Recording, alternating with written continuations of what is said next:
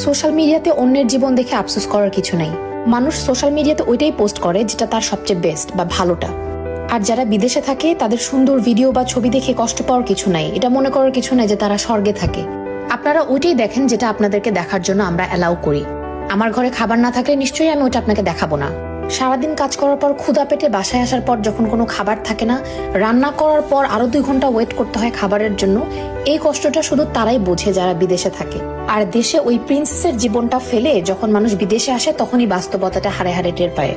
আর যারা বিদেশে থাকে তাদের যে কি কষ্ট, ঘরে বাইরে সমান তালে কাজ করতে হয়, এটা আপনি যতক্ষণ না পর্যন্ত বিদেশে আসবেন ততক্ষণ পর্যন্ত আপনাকে বোঝানো সম্ভব না।